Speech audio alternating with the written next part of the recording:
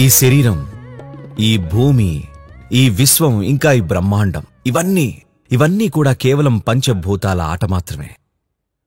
ఈ శరీర కూర్పు ఎలా ఉందంటే, మన దేహంలో 72% ఉన్నది నీరు, దాదాపుగా 12% భూమి, 6% గాలి, 4% అగ్ని, ఇంకా మిగిలినదంతా శూన్యం లేదా ఆకాశం. ఈ పంచభూతాలు మీలో ప్రవర్తించే విధానమే మిగతా అన్ని విషయాలను నిర్ణయిస్తుంది. భూత అంటే మూలకం, భూతశుద్ధి అంటే మూలకాల దోషాల నుండి విముక్తి పొందడం లేదా మూలకాలను శుద్ధి చేయడం, అంటే భౌతిక తత్వం నుండి విముక్తి పొందడం అన్నమాట. ప్రస్తుతం శారీరక ఇంకా మానసిక ప్రక్రియలు దాదాపుగా మనుషులందర్నీ వాటి గుప్పెట్లో పెట్టేసుకున్నాయి. మనం శరీరమని దేన్నైతే అంటున్నామో అది మనం పోగు చేసుకున్నదే. మానసిక ప్రక్రియ అని దేన్నైతే అంటున్నామో దాన్ని సారమంతా కూడా మనం ఎన్నో ముద్రల రూపంలో లోపలికి తీసుకున్నదే. ఈ రెండిటి మధ్యలో పడి అసలు మీరు ఎవరు, అస్తిత్వపరంగా మీ స్వభావం ఎటువంటిది అనేది పూర్తిగా కనుమరుగైపోతుంది. ఎవరైతే ప్రస్తుతం తమ అనుభూతిలో ఇంకా లేని పార్శ్వాలను అందుకోవాలని అనుకుంటారో వారు చేయవలసిన మొట్టమొదటి పని ఏంటంటే పంచభూతాలను శుద్ధి చేయడం మొదలుపెట్టాలి. అప్పుడు స్వచ్ఛంగా ఉన్న మూలకాల వల్ల మీకు ఏది భౌతికమైనది, ఏది మానసికమైనది, ఏది అస్తిత్వపరమైనది అన్న తేడా మీకు స్పష్టంగా తెలుస్తుంది.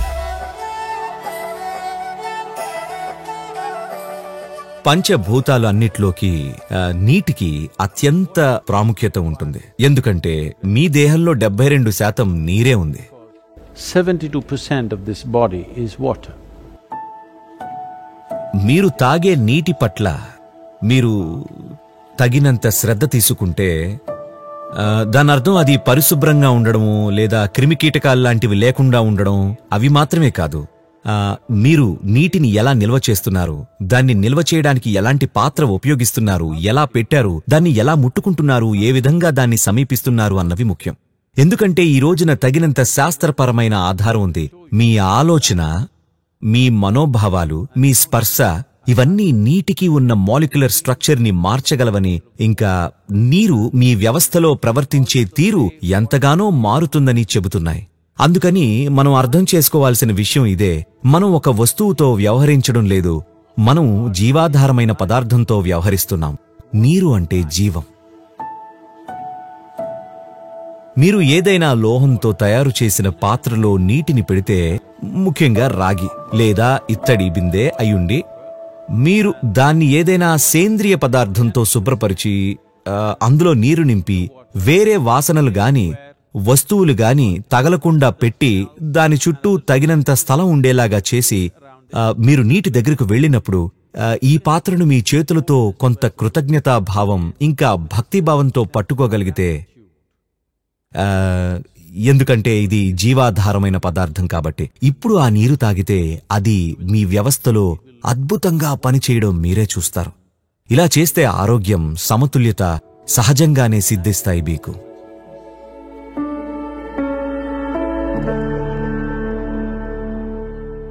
కనీసం ప్రతిరోజు మీరు వెళ్ళి మీ తోటలో కూర్చోండి. ఊరికే అలా కూర్చోండి, ఊరికే కాసేపు కూర్చోండి.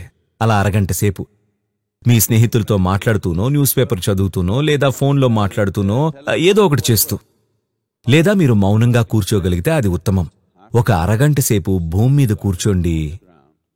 మీ ఆరోగ్య పరిస్థితి చక్కబడడం మీరే చూస్తారు. నేను ఆరోగ్యం గురించి ఎందుకు మాట్లాడుతున్నానంటే అదైతే మీరు సులువుగా గుర్తించగలరు. మిగతా విషయాలు కూడా జరుగుతున్నాయి, కానీ మీరు వాటిని గుర్తించలేకపోవచ్చు. ఇంకా ఎన్నో ప్రక్రియలు జరుగుతున్నాయి.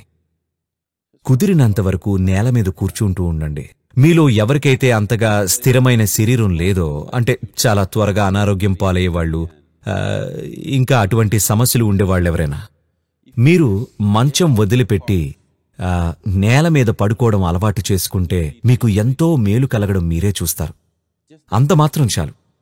మీరు ఒక 18 అంగుళాలు భూమికి దూరంగా ఉన్నారు. ఆ 18 అంగుళాలు దగ్గరగా వెళితే అది మీ వ్యవస్థను మళ్లీ వ్యవస్థీకరించడంలో చాలా సహాయపడుతుంది.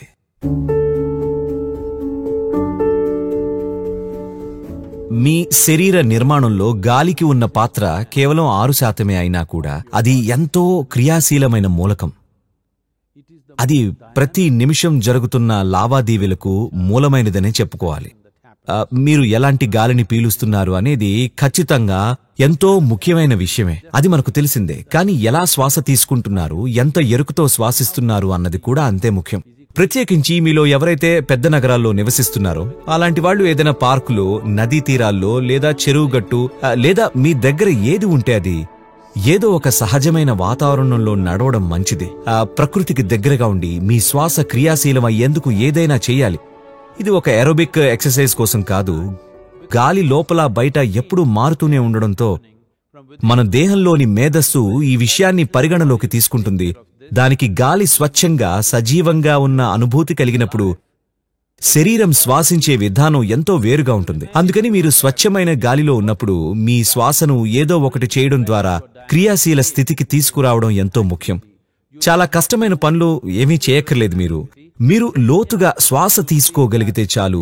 మీరు సామాన్యంగా తీసుకునే గాలి కంటే కొద్దిగా లోతుగా మీ శ్వాస జరుగుతూ ఉన్నట్లయితే ఎంతో మంచిది. కానీ ప్రతిరోజు మీరు అలా బయటికి వెళ్లే అవకాశం లేదనుకోండి, మీరు ఇంట్లోనే ఉండి ఒక సరళమైన యోగ సాధన చేయవచ్చు. అదే నాడీ శుద్ధి. ఇది మీ శ్వాసను శుద్ధి చేస్తుంది.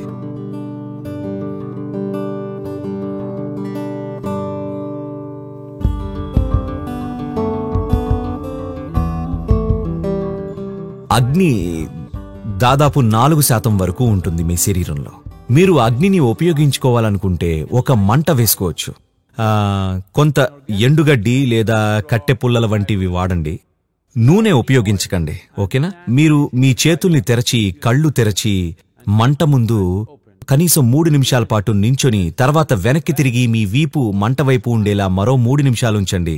ఇది మీ కాంతి మండలాన్ని శుద్ధి చేసి మీ వ్యవస్థలో కొత్త పునరుత్తేజం తెస్తుంది. ఇది మీలో ఉన్న అగ్నిని మీ చుట్టూరు ఉన్న అగ్నితో అనుసంధానం చేసి ప్రజ్వలింపచేయడానికి. తూర్పు దేశాల్లో అగ్ని కార్యాలు చేయడం వెనక ఉన్న మూలం ఇదే. ఒకవేళ మీరు అలా మంటను వేసుకోలేకపోతే కనీసం ఒక దీపం, నెయ్యి లేదా నూనె దీపాన్ని వెలిగించవచ్చు. ముందు మీరు దీపం వైపు తిరిగి కూర్చోండి, ఆ తర్వాత వెనక్కి తిరిగి కూర్చోండి. అప్పుడు మీలోని అగ్ని మూలకం తిరిగి ప్రజ్వలితం అవుతుంది.